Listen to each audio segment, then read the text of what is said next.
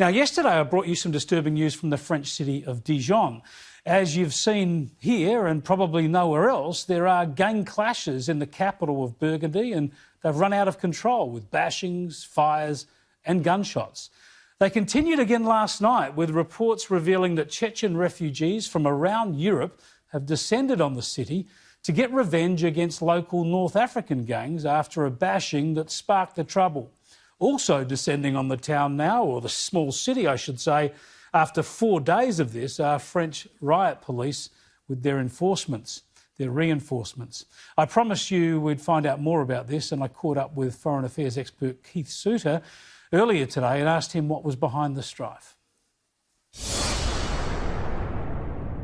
So it's obviously forms of gang warfare between the people of Chechen origin. So Chechnya is back in the old Russian Empire, and a result of a couple of wars 2 decades ago, a lot of people fled and were given sanctuary in France. So the people we're talking about are the asylum seekers who've come in, or their children who've come in from Chechnya. They're fighting it out with local gangs.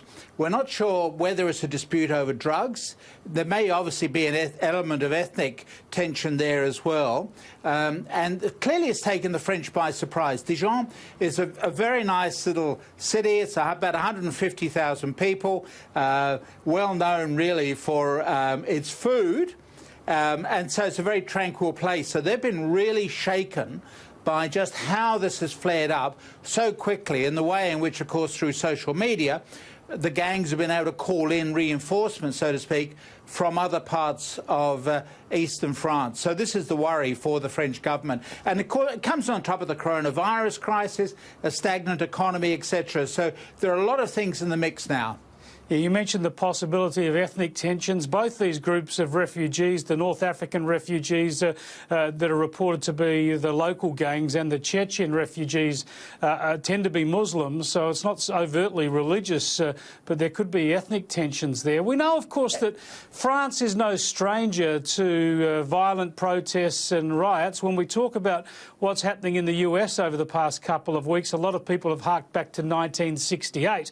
Of course, there was a lot of strife in France in 1968 too. Is there any sense that there's this political element, this racial discrimination and political element in Dijon, or is it something completely separate? I think it's really a question of a localised system of gangs who are just fighting each other. Back in 1968, I lived through that period in 1968, so saw the CRS in action. This is the very strong-arm police force that the French had for riot control. That was much more politically motivated. It was against the government of the time, with a much more extreme left-wing agenda. This time we're seeing old-fashioned ethnic groups, turf disputes over drugs, etc. It's a very different sort of thing, but what is worrying is the speed with which this situation has escalated and the difficulty for the French authorities in being able to maintain control of the situation. OK, something else that's very worrying is the clashing between China and India, deadly clashes in recent days. Of course, they share a couple of borders, more than just a border, but a line of actual control, a disputed territory, and that's where we've seen this flashpoint. Should we be deeply worried about this, or is this the sort of tension that is always going to be ongoing? Well, it's tension that's ongoing, but of course it's tension that could easily spill over into a conflict. China and India did have a war back in 1962. So the area which is causing all the concern is Kashmir, which is broadly divided between Pakistan and India. That goes back to the partition of India when the British left. But the northeast corner is claimed by China.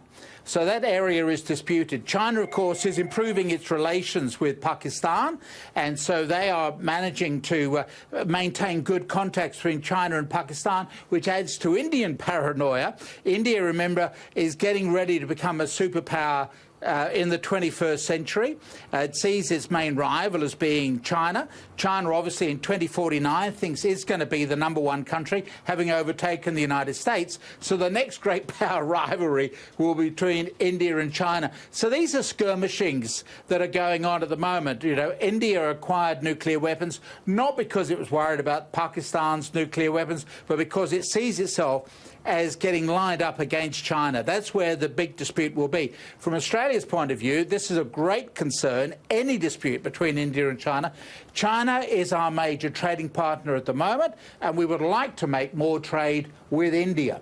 And so what we're seeking to do, therefore, or from an Australian point of view, we'd love to see this conflict hosed down. Part of the problem is the conflict takes place in an area which has got disputed borders. You refer to this line of actual control, but when you're on the ground, it's actually very difficult to work out where that line actually falls. And so there's plenty of scope there for border disputes between both governments. And just briefly, Keith, we don't hear a lot from the Foreign Minister, Marise Payne, but she made quite a strong speech last night that was targeting China's aggression, if you like. Yes, China is undergoing a reinvention. You know, the old idea from Deng Xiaoping was that you just go very quietly in your economic growth.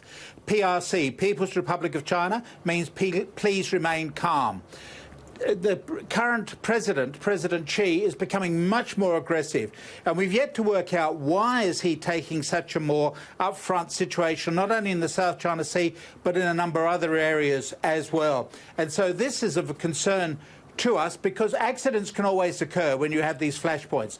The Australian government is making it quite clear that it is concerned about what's going on inside China and would obviously prefer China to go back to where it was. Please remain calm. Yeah, you can say that again. Thanks very much, Keith. Appreciate it. Thank you.